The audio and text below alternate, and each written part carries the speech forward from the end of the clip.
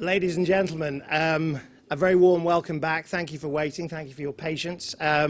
We now move on to the main event. Now, I'm Michael Hayman. I'm one of the co-founders of Startup Britain. It's a great pleasure for me, actually, to be here today. I'm a son of the county. I've even worn my white rose cufflinks to be back here in Leeds. We founded Startup Britain just 10 months ago in March.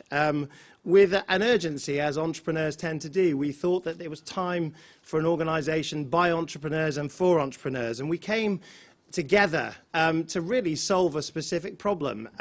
We had read a statistic that 50% of the nation dreamed about owning and starting their own business, but only 5.8% actually did it. So that ambition gap was a major part of what we wanted to do, to encourage people to think about starting their own business, to actually start that business or to grow that business, to come up with a practical campaign to celebrate, to inspire, and to accelerate entrepreneurs in the UK. And since we started, we've engaged with 160,000 people across the country through bus tours, through our internet campaigns, through all of the things that we tried to do to bring the attention, if you like, to shine a spotlight on the cause of Britain's entrepreneurs. We've worked with partners.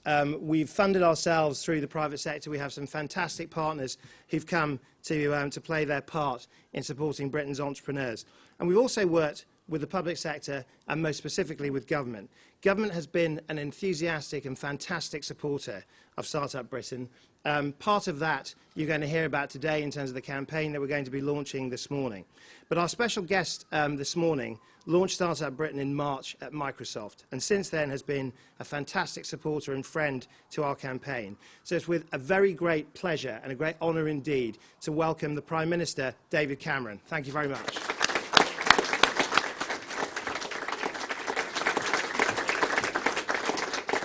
Thank you very much for that introduction. Good afternoon, everyone. Sorry to break up the speed networking. That sounds like a lot more fun than listening to a speech from me. I think we probably introduce speed networking into the European Union, and then those council meetings, instead of being 9-hour dinners, we could probably crack on and get them done in 90 minutes.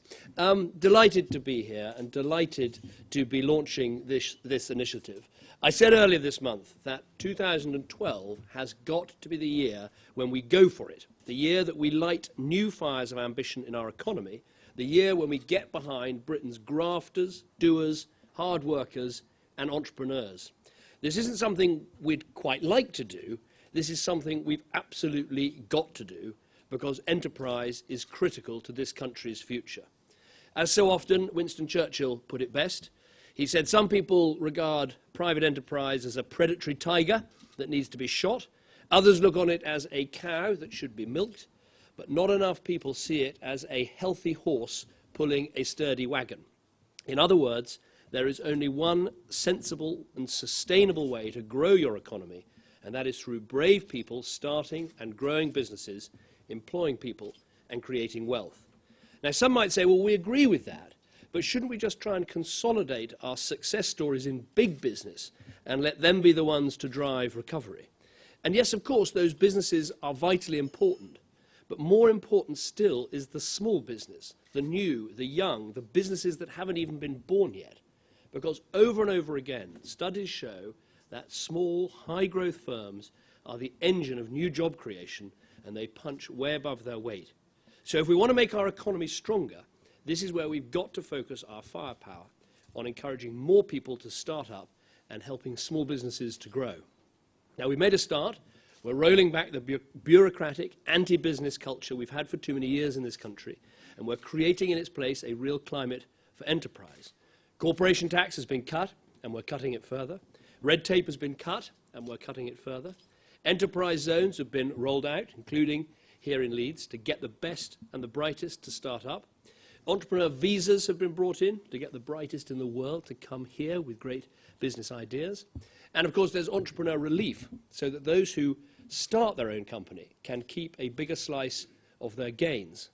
Now, since the election, more than 500,000 jobs have been created in the private sector. But this is not, and never can be, a case of job done. So today I want to tell you about two new things that we're doing. First, through 2012, we're running a big national campaign to to encourage more people to start up a business. Its core message is simple. There is a business in everyone. So what is the business in you? We need many more people to see themselves as entrepreneurs, to understand that each success story starts with the first step. Anita Roddick, she began the body shop from her kitchen. Richard Branson's mother found a necklace on a train. Clearly didn't give it back to lost property, but sold it for £300. Interesting story, and that was the start-up capital for Virgin. Starbucks kicked off when 3 academics, probably with 4 or 5 opinions between them, wanted a good cup of coffee in their neighbourhood, and they invested a few $1,000s in a cafe. Now, of course, it's not enough just to exhort people to start up. We've got to give them practical help, and that's what this campaign and that's what Startup Britain is all about. If you talk to anyone who's starting a business, and they'll tell you the number one thing they need is obviously money. Now, we get that. That's why we put in place agreements with the banks and targeted government schemes to get more cash flowing to small businesses. The trick is connecting that money to those who need it, and that's where our new online finance finder is going to do. It's a very simple, very useful tool. Just answer a few questions about your business, and the finance finder will tell you where to go to get the money you need. Another thing entrepreneurs need is good advice. Starting a business is one of the hardest, most stressful things that anyone can do. And it's invaluable to know someone who's been there and taken those risks themselves. That's why we're lined up thousands of mentors across the country, and this campaign is going to connect them with the people who need their advice. But beyond those practical things, what entrepreneurs really need is the inspiration to keep on going when things get tough, as they inevitably do.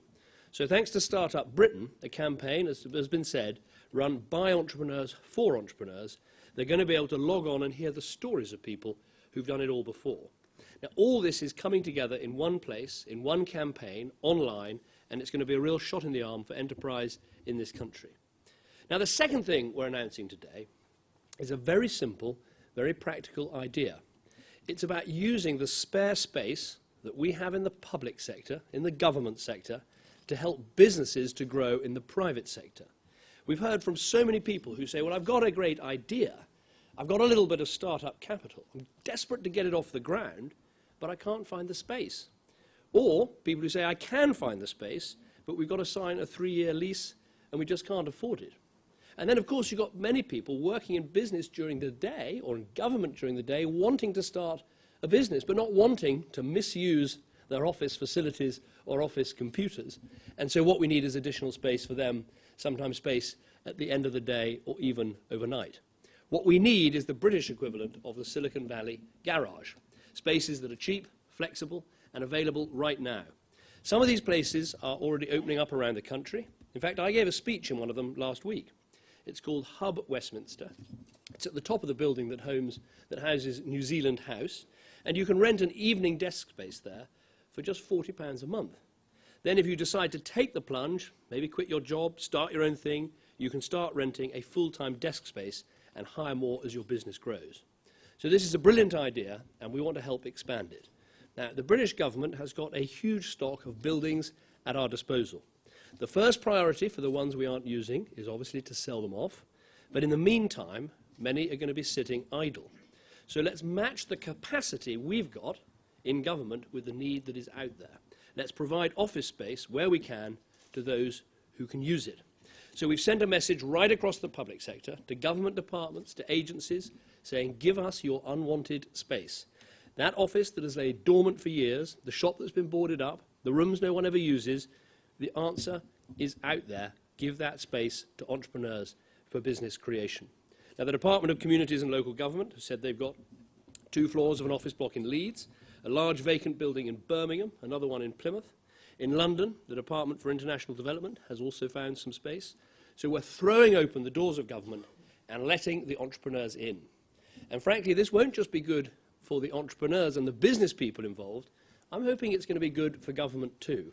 We'll have civil servants who will then be sharing the water coolers, the lifts, the corridors with entrepreneurs, and the entrepreneurs that their policies will affect.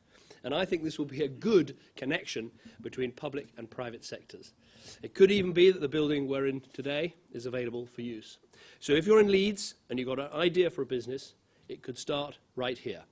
This is the very epitome of a roll-your-sleeves-up government, not waffling on about the theory of how we can help business or shuffle a bit of money around, but doing something practical that will really help.